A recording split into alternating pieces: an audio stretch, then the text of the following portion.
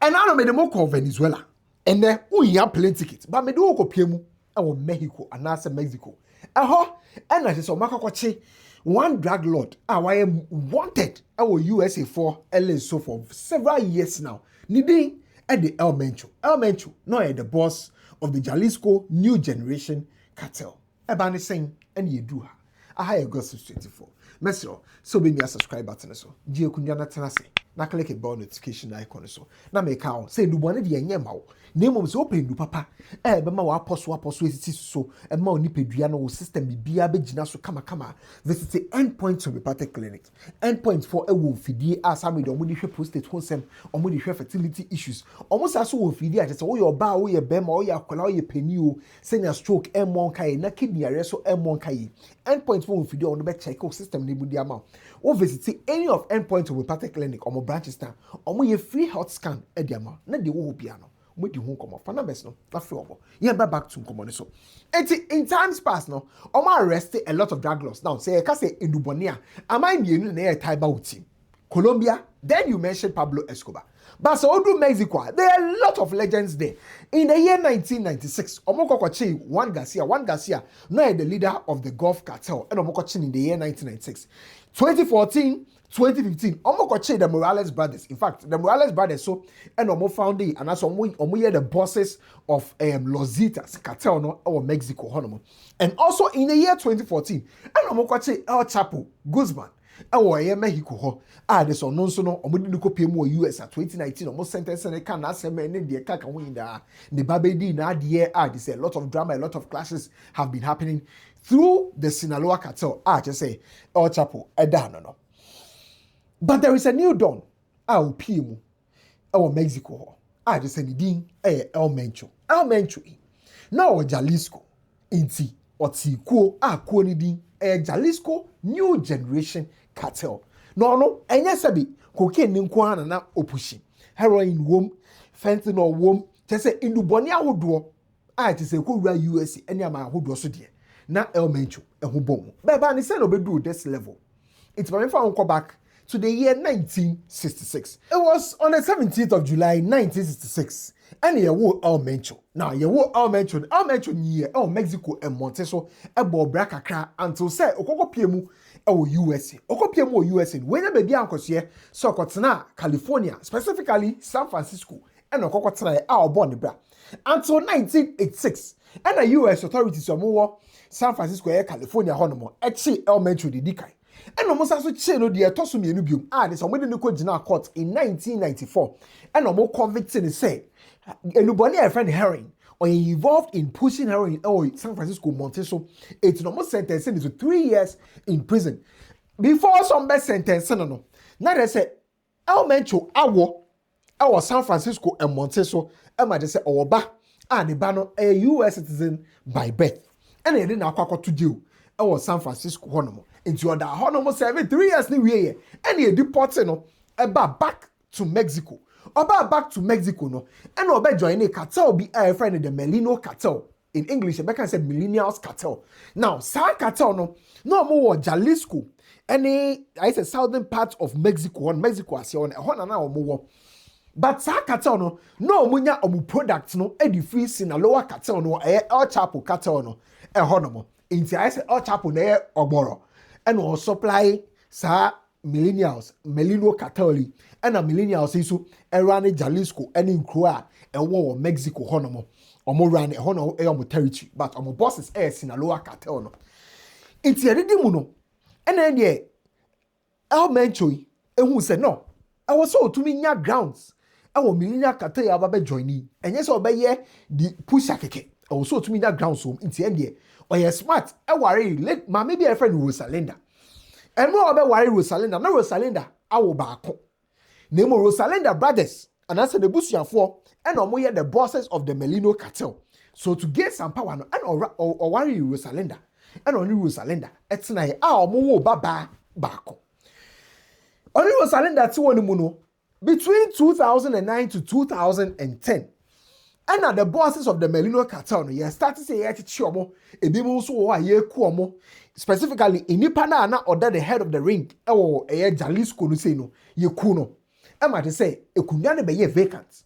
and a top bosses no so cartel bosses Melino cartel bosses so ya chichiomo it is a power struggle aba ama MENCHO ene ne nkrofo mo Jalisco ho no atiomo ho and at the other part of the Melino cartel no so anasa Melino cartel no so atiomo ho inti Melino cartel no e mo aba be chemienu MENCHO side no and then the other side now MENCHO side no eno mo sesa omudi eba be ye Jalito new generation cartel is almost starting a run your business mainly from Jalisco.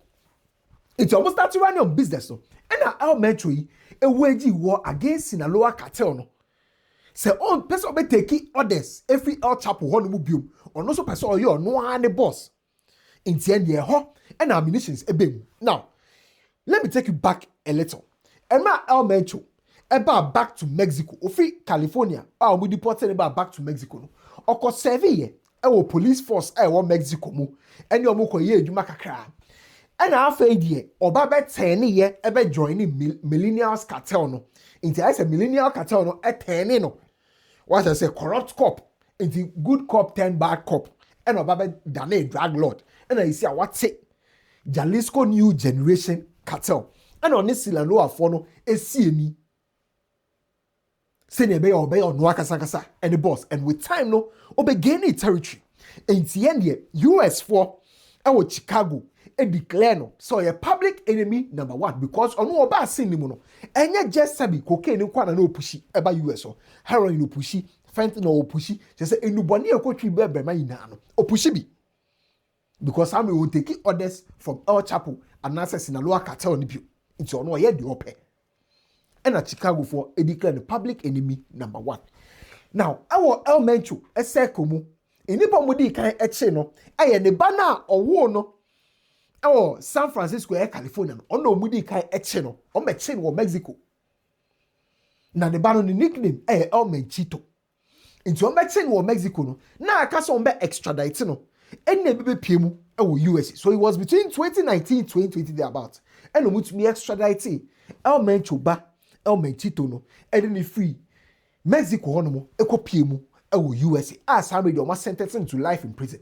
It me sure so be coming across a video there's so much obi helicopter mu omudi ni tie butu hono mo eno sa video no MENCHO ba MENCHITO no and there is a US for a channel mo extraditing the akọ US no and video and on screen is no. So 2015 there now they say omo be MENCHO eba no.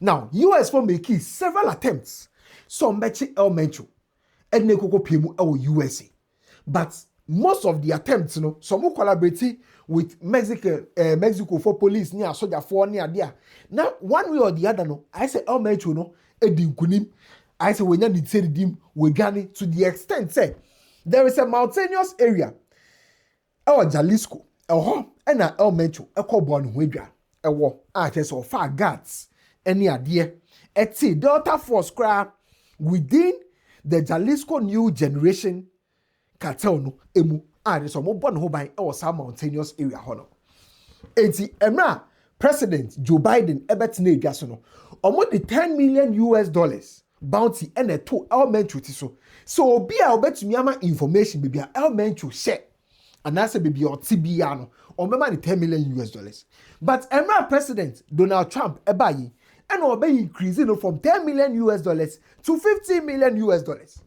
Say MENCHO your priority, no more pay information, and they are check MENCHO. Now, history HSA, MENCHO no, I no nonsense guy.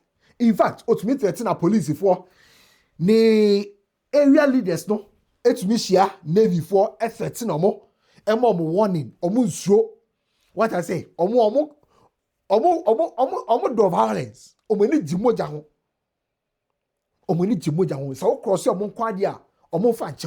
So there are a few examples of such instances. Okay, one of them, this particular influencer, who the picture I was screen see. My friend El Pirata a video in the year 2017 at the 3 MENCHO. I said no, me make MENCHO. Kuno on the 18th of December. Now odidi our baby mo on ye fine our baby mo. And kuno. Shooting 15 and no channel no more. This particular gentleman, I won't know screen swing. Nidi Omar Garcia Hafut. Omar Garcia Hafut, so it was in the year 2020. And I mention, and then you see Omar Garcia, so because, or see, Omar Garcia, no, man, the quite money operative freely. I say, Obiati any orders, don't mess with mention, but Omar Garcia, no, I saw man, the quite money running the operation was subium. In the end, targeted assassination. Omubu bo Omar Garcia to several bullets and a corner with him. But in Omar Garcia case, Otumi survivors assassination attempts, no. And there's somebody in the call hospital, a garden or any idea. 5 years after, Sir Omar Garcia no MENCHO targeted no in the year 2020. So bebo ni tuwa mana tuna no mo said no. Sir Omar Garcia no and ababaye in charge of public security. Into that means says see ade when you a higher power than the position and not war before. MENCHO a plot is attack no one so our survive here. It's ya and MENCHO problem see na a chance here. From that failed assassination attempt on Omar Garcia. It's ended from 2020, EDB, MENCHO, and public. On bar out, no video, no audio, nothing. Or Bonnie Wega, our mountains, no, I watch Jalisco, and I sort of thing. And a US for Eddie Bounty opportunity to say, Obi obet me providing information beyond on my independent $50 million. Lo and behold, Enra.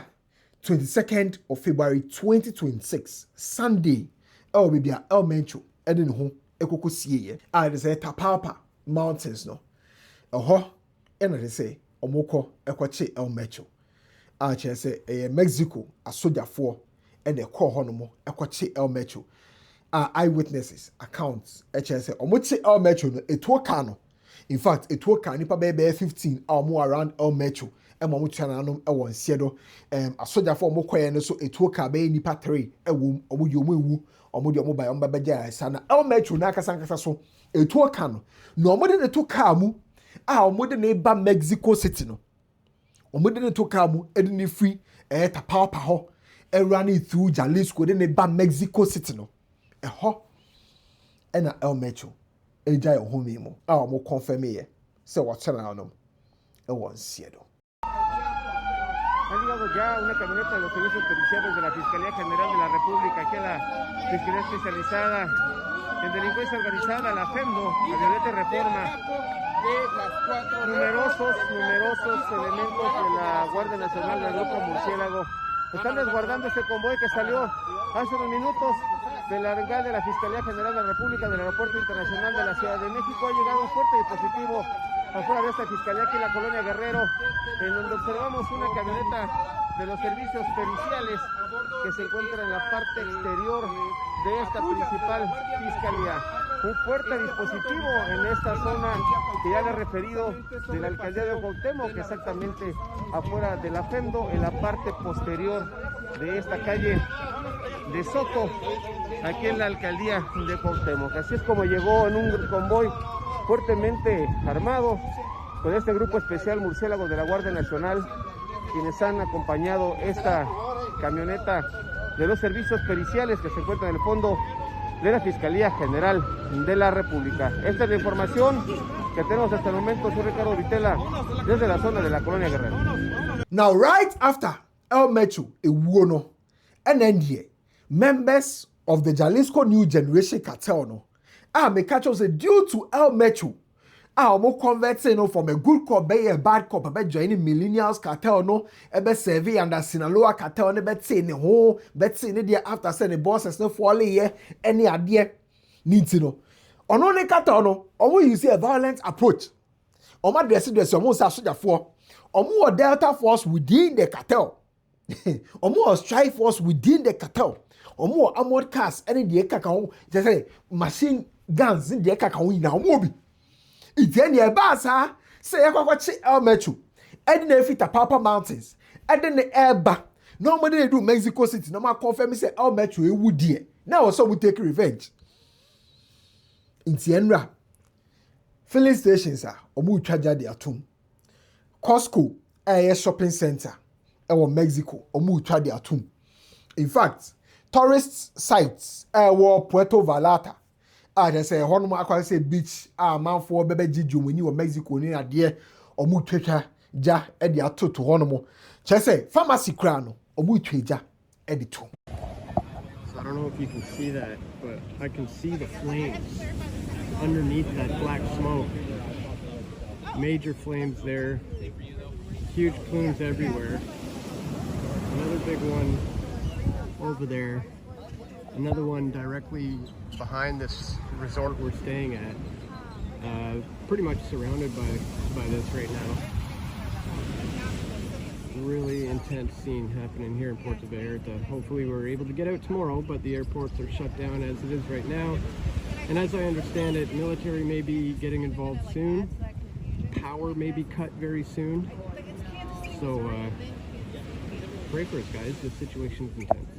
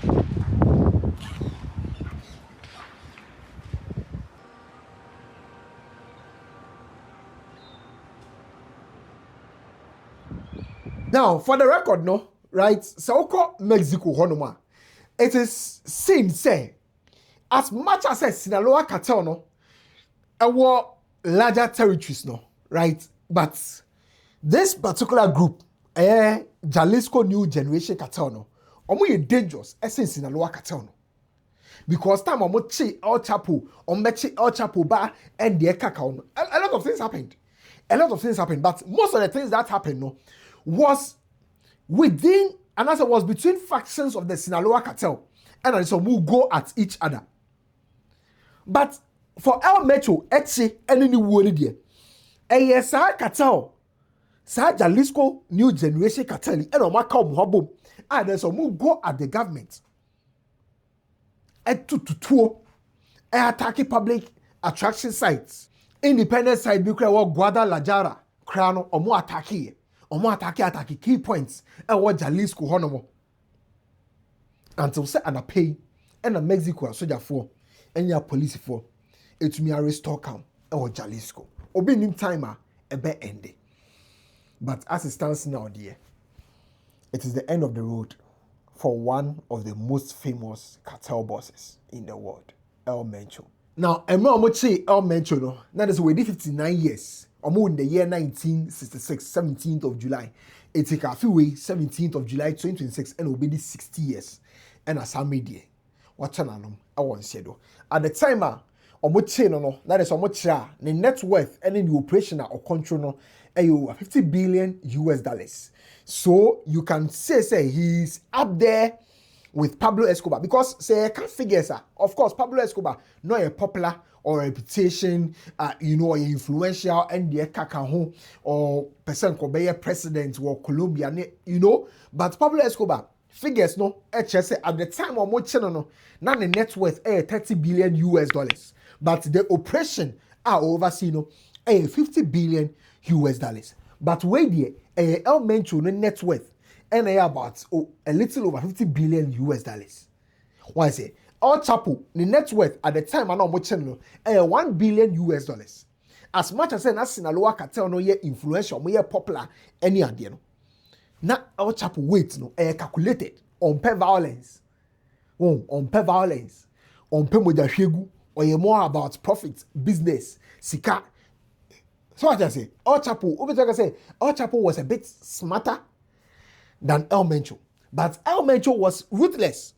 Very ruthless. Say on care where's a means a product never call the answer product na call na wonya the sika enti in the eyes of the US government our mentor there or a public enemy number 1 at is in the net worth at the time of owu at age 59 a little over 50 billion US dollars a high gossip 24 ubet me achewadring our comment section mo na wa share video ama fofo so nya bi ahwe Magraheb